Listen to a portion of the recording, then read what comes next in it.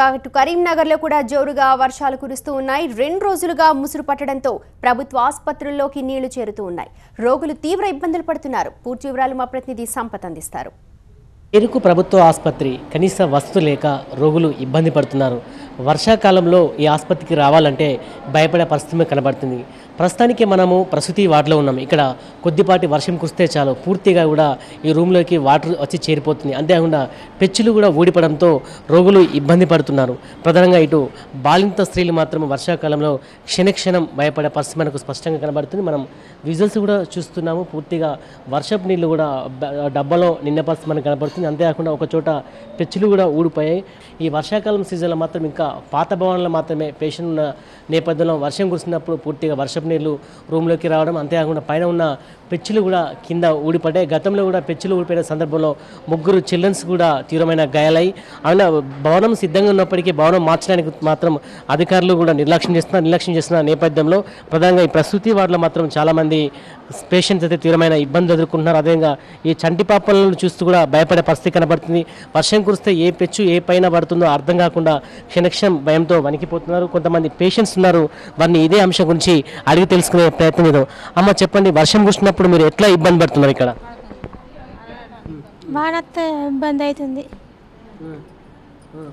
వర్షం పడితే ఇబ్బంది అవుతుంది. అంటే ఇప్పుడు అక్కడ నీళ్ళు కూడా ఇక్కడ దాకా వస్తున్నాయి, ఏం దాకా వస్తున్నాయో ఇది దాకా మీదికి కిందికి. అంటే నీళ్ళు కూడా వచ్చి మీ బెడ్ పైకి వస్తున్నాయమ్మా? మీది కూడా వస్తున్నాయి బెడ్ మీద. ఇప్పుడు మీ పక్కన బాబు ఉన్నాడు కదా, భయం అనిపిస్తుందా? పైన పెచ్చులు ఊడిపడతాయో ఎట్లా భయపడుతున్నారు వర్షాకాలంలో? భయం అనిపిస్తుంది బాగానే. నేను రాత్రి కూడా మొత్తం నీళ్ళని ఇక్కడికి వచ్చినాయమ్మా, ఈ రూమ్లోకి వచ్చినాయా? వచ్చినాయి ఇందాక. అన్ని భయం భయం అవుతుంది బాగా. పెచ్చులు కూడా ఊడిపోయినా, పైన పెచ్చులు కూడా ఊడిపడ్డాయి కింద.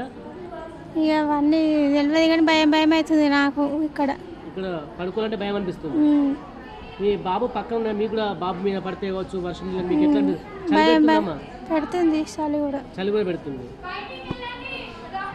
ప్రసూతి వారిలో కనీసమైన వసతులు కల్పించాలి. ఎందుకంటే హీట్ ఎక్కువ ఉండాలి, కానీ సరిగా సౌకర్యాలు లేని కారణంగా, అంతేకాకుండా ఈ వాటర్ కూడా ఇందులోకి రావడంతో చిన్నపిల్లలు గజగజ వణికిపోతున్నారు. అంతేకాకుండా బాలింత స్త్రీలు కూడా భయంతో వణికిపోతున్నారు. వారిని ఈ రూమ్ నుంచి వేరే రూమ్కు షిఫ్ట్ చేయాలని పేషెంట్లు కూడా పరిస్థితి మనకు కనబడుతుంది.